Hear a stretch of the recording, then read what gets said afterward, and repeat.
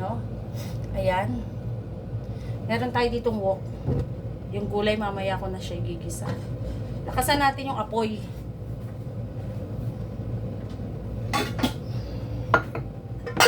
Habang hinihintay ko yung mag initan.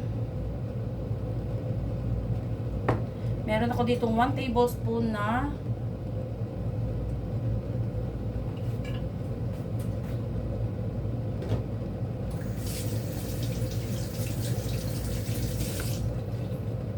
tablespoon na oyster.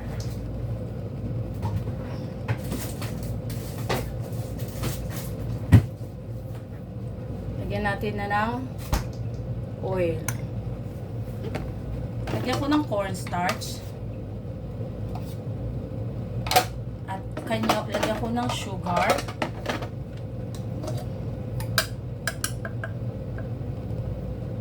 Para meron siyang pang-balance. At tunawin natin sa tubig.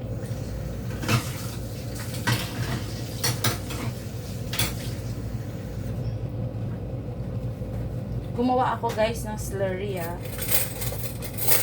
1 tablespoon ng oyster, cornstarch, 1 tablespoon, and then sugar, 1 teaspoon.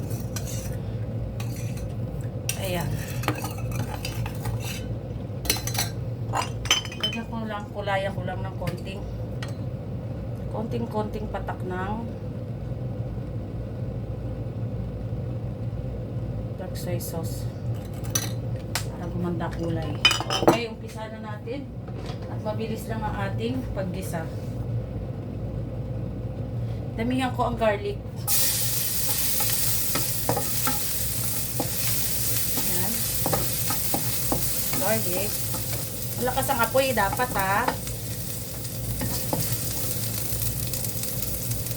Sibuyas.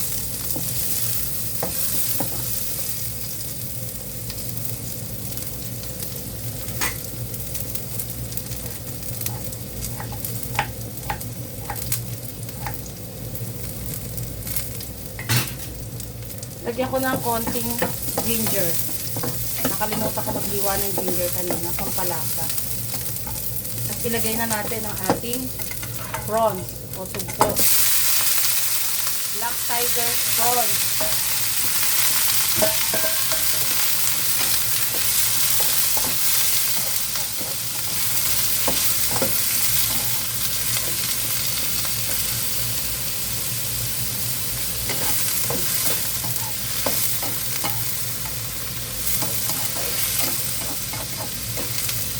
Lagyan lang natin ng konti, hindi lang natin magbago ang kulay ng lahat ng parts.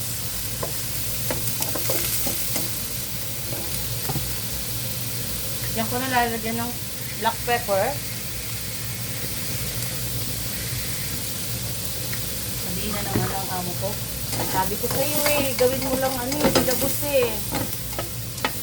lagi na lang gano'n, hindi man ako mahirapan. Kailangan mahirapan ng konti sa pagluluto, di ba, no? Yan. Konti na lang. At tapos na. Lalagay ko na yung ating sauce.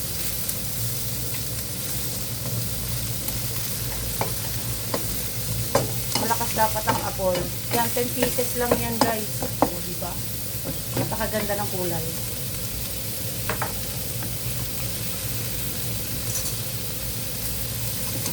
Ayan. Lagay na natin ang ating sauce.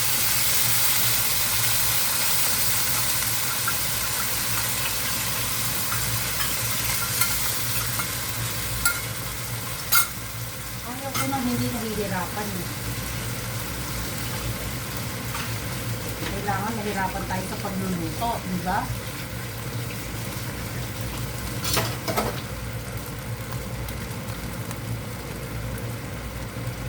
Oh, diba? Ang ganda. Wala akong spring onion. Wala akong pang garnish. Pwede na yan. Ayun, nakita nyo? Yung sauce natin ay saucy. So, ganyan lang guys. Kadali. Lutuin. Less than 10 minutes. Basta naka-prepare na.